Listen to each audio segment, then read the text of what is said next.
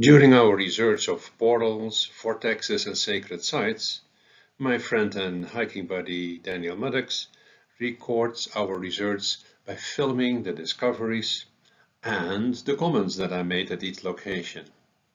Those comments are basically made to describe what we find, and I give them with some observations, and you may understand it is never scripted.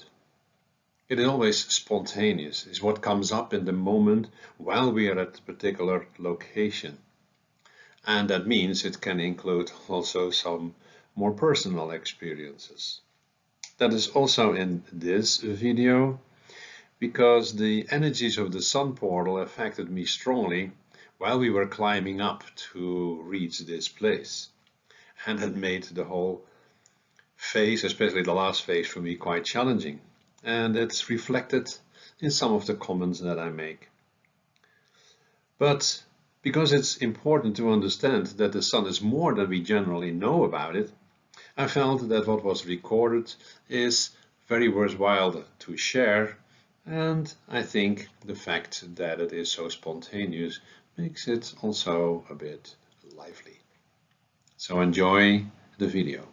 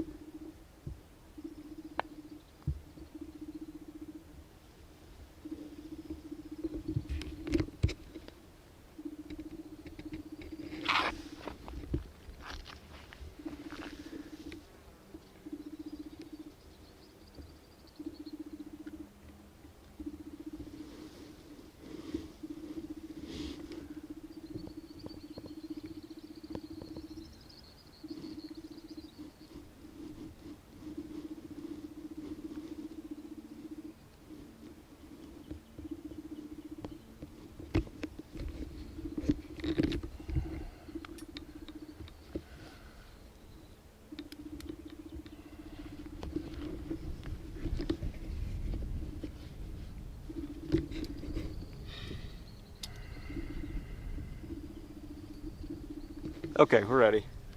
Okay, I think I'm finally ready. My system is to calm down, but the Okay. whole reason that it is so off is this point. Oh, Yeah. this one. Well, the other may have contributed to it. Sure. Because this is the solar portal, Oh. Okay. right here. So, within the context of how we look at things like worlds and stuff, you have to see this portal as holding the morphogenetic system for whatever worlds there are in the planetary systems of the solar system. Okay. So it actually contains, in theory, everything that you can ever encounter within the solar system. Okay. That's why it's so unbelievably intense. So it's not an easy energy system to pick out what you need to pick out. So because it's so overwhelming much that it's like, okay, what do I do with this? It's like, you want to learn a language and they give you somebody who starts speaking fluent rattling to you, and then you have to make any sense out of that. Well, that doesn't work, right? So Correct. it's like that. Okay. So the way to do it is when you want to have a certain answer, this one can, in theory, give you everything that you need. Right. And it also helps to get guidance for our new endeavor, because there is this we talked about it last week. We have our current morphogenetic system and then the new one, and Yes. those are still not really intermingling very much. But what you need to set into motion in what way, all of that is in this system here. Okay. But yeah, how can you read it? How can you learn to work with it? I don't know. The only thing that I do know is that the sun, which is of course a consciousness, a being, Sure. is very clearly now giving signals I can feel to different people that in theory can work with it and could learn to receive messages from it, because every little message is a contribution to the whole, so that ultimately it gets clearer and clearer and clearer. So the feeling also that I have is that when you look at the souls that are here, many have had many incarnations, and in many of those, even on Earth, the working with the sun was of course a very important aspect. Right. So there were, you can say, sun worshippings, but that's not really what we are talking about. It is those high priest shamans, whatever term you want to give, that were connecting with the sun because they knew that that gave the inspiration to guide the people properly, so that what they did was in alignment with Mother Earth purpose. Yeah. Okay. So you have always two sources of information. You have Mother Earth and you have the sun. Right. Now, if you want to know in our world, well, Mother Earth is the source because all the information is there. If you talk about a new phase, which there has been several times, it is on the transition into the different worlds, you talk to the sun. Right. Because then Mother Earth is not having the reference systems, but the sun always has. Right. Because it has to be within the morphogenetic system of the sun. Correct. Yes. It's actually what Nassim Haramein calls this Planck, this mini Planck, the basic Planck field that is oscillating. He calls it the oscillating Planck field of infinite possibilities. That is, in one way or another, due to wave interaction, creating the vortexes that then brings in information and that leads to material. But actually, what is missing in his story is the morphogenetic system that is formed, and that morphogenetic creates actually, so there's always consciousness that induces it. So it's not a random thing. We can choose out of the infinite possibilities in a certain time what happens. That's one of the gifts. That's what we call exploration that has been given to us. Okay. So this within the solar system, being on this planet, Yes. this is one of the most powerful information systems you can even imagine. Okay. And it is way beyond my comprehension what we have here. The only thing that I know, it knocked me out quite Sure. a bit. Oh, you mean you're done now? Yeah, completely. I found the point. My job is done. Now other No. people I can work mean, with it's it. not knocking you out anymore. You're totally normal now. No.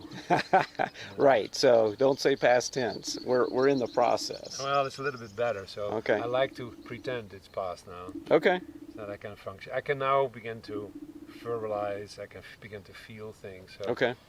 yeah. So this is really, really, really almost like a, I don't know what the right word for that is, but I would say almost an acknowledgement that we are ready for the next phase. Okay.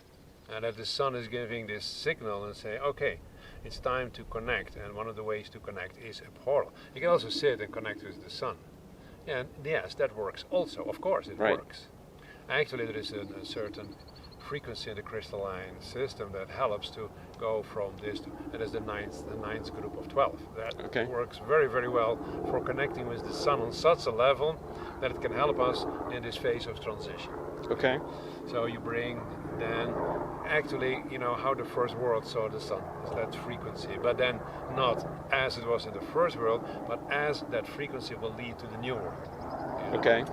But this one is a far more direct, because you have access here to all the energy. Well, if you make your connections depending on your ability, where you connect with, so it's always limited. Right. Now you can say, but this is also limited. Yes, but you have it literally. You sit right now. We sit in it. So if you ask now a particular question, there is a chance. Well, if you have to connect and ask a question, it's more difficult. Right. Yeah. So this is actually, that's true for every portal, every star system. It's easier to connect through the portal and like, okay, I look at the stars. Now I have all the answers. No, you don't. Yeah, it's like a selection of possibilities. Now, I will not be surprised if this can split into aspects, but I don't know that. I can feel there is so much. Well, it seems like it's making a more focused connection, not just for us, but for the Earth. Yes. So it's like transmitting direct information to the Earth, because the Earth is also ready. Yeah. So Well, that's why we have this connection now in this way. right. Okay. Because before that, I think it was always a limited amount because we were not ready to go to the New World. Now this contains everything for the New World as well. Okay. Because it comes in actually through the sun. We think it's all coming in, directly to the Earth. It doesn't. No. No, it comes in through the sun, and the sun passes it on, and the Mother Earth allows within her morphogenetic abilities in that moment that amount. So it will. That's why I said it will increase over time. Right. There's unbelievable potential, but how that will work out, I don't know. Well, if you remember that second Crystal Skull book, Mitchell Hedges' Crystal Skull book, Yeah. they talked about this, about, the guy that was asking the questions was saying, the sun is the giver of light, and the channel said, no, it's reflected light. That the light comes from the great central sun, and it's reflected through to, the cluster suns, to the galactic suns, to our sun. And so the information is being filtered at each step. Yeah. Through. That is what I get also. Okay. Yeah, so I don't know whether it is so much that they filter it. It has to be in alignment with the purpose of the being. Right. Yeah. Well, I call that filtering, but yeah. okay. Yeah, maybe that's the best term. I don't know. But it is a choice. Yes. Yeah. So because in theory it's the same for us. We have a choice where we connect with. We can connect more than what our soul actually would say that's optimal for your purpose in this world in this moment. But we can Sure. do more. Whether that's wise, that's a different discussion. Yes. I would say not, but that's my personal opinion, because we have enough difficulty to do what we came here to do. Sure. So why to pull in more that is not ours? That's why I always go through the heart and say what our heart guides us to do, to make sure that we're not overloading, because you have to process it, and that means you can't do what you actually came to do. Right. And I think every being is doing that. Okay. So every sun. And I don't know how the universe is split it up. It's a very complex system. You remember that we had last week, I think, about that this part of the universe has its own function. Well, I have no clue how it all works. You said that Monday, actually. It was the Monday? Yeah. Yeah, so it's really fascinating to see those things, but well, most of it I have no clue what it means. Not yet. More getting some impressions of dynamics, but how does the dynamic work? It's fascinating to listen to a person that has a pretty good overview about how physics or quantum physics and all that other physics stuff and new physics is working, Right. and trying to find that unified system that is there. And what he basically boils down, and that's why I resonate with him, is because he says all resonance is one of the terms I've always used. Everything is always resonating with something Right. in order to get to its optimal state. So, and then you see that the resonance is within a system. Yeah. So Okay. let's say every plant and animal has the possibility to resonate with that what's optimal for them, so that they can fully express their potential. In the same way as the system that they tap into another system for their optimal, and so on. And then you come back then to what you call the filtering. Right. Yes.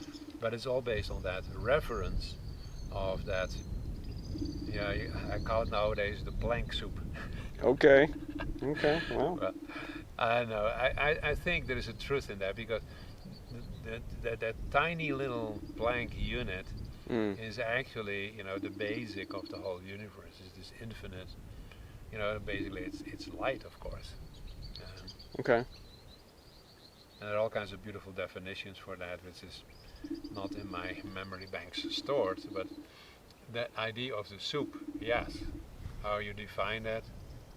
Okay. I call it waves, because it's all waves. Even when you go to your plank soup, they're all waves. That are. Right.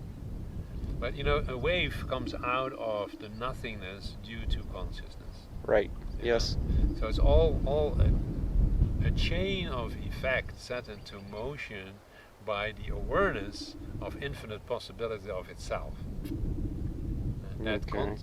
the moment you are self-aware, you set things into motion. Yes.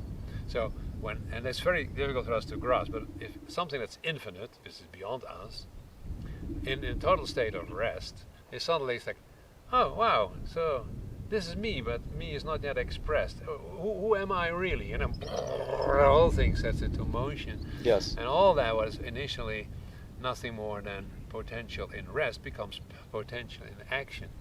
And then you see that through those chain reactions, and we are part of that chain reaction. Right. So we do our thing into activating, and then we give it our words within our limited understanding of the whole. Mm. Pretty fascinating. Okay. Yes, son?